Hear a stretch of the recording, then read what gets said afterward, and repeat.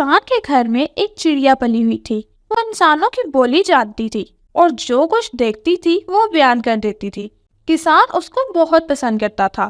ایک بار کسان کا ایک دوست اللہ بخش دوسرے گاؤں سے اس کے ہاں آیا۔ اصل میں اللہ بخش نے اپنے دشمنوں سے ڈر کر کسان کے ہاں پناہ لی تھی۔ کسان نے چڑیا کو سمجھا دیا، اگر کوئی پوچھے بھی کہ تمہارے ہاں کوئی مہمان آیا ہوا ہے تو اقرار مت کرنا۔ اللہ بخش کے دشمنوں کو اندازہ تھا کہ وہ کہاں چھپ سکتا ہے، چنانچہ وہ کسان کے گھر پہنچ گئے اور چڑیا نے ان کو بتا دیا کہ اللہ بخش ہمارے ہاں آیا ہوا ہے۔ اب کیا تھا، دشمن گھر میں گھس آئے اور اللہ بخش کو کھینچ کر لے گئے۔ کسان کو چڑیا پر بہت غصہ آیا۔ کسان نے چڑیا کو مار کر گھر سے نکال دیا۔ چڑیا ماری ماری پھرتی رہی۔ اس کو بے وفا سمجھ کر کسی انسان نے اپنے گھر میں نہیں رکھا۔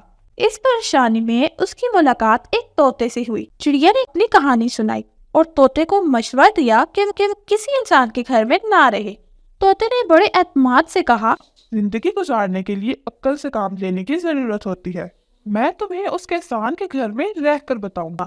طوطا کسان کے گھر پہنچا۔ کسان جو اکیلا رہ گیا تھا بہت خوش ہوا اور بڑی چاہت سے طوطے کو اپنے ساتھ رکھ لیا۔ دونوں آرام سے رہنے لگے۔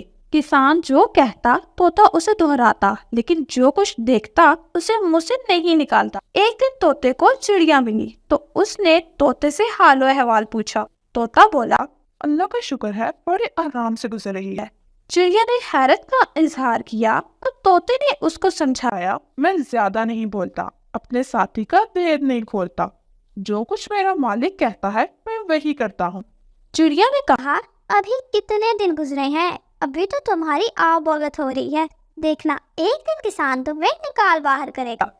طوطے نے چڑیا کو سمجھایا، میں اس کو تکلیف نہیں پہنچاؤں گا تو وہ مجھے عمر بھر نہیں نکالے گی۔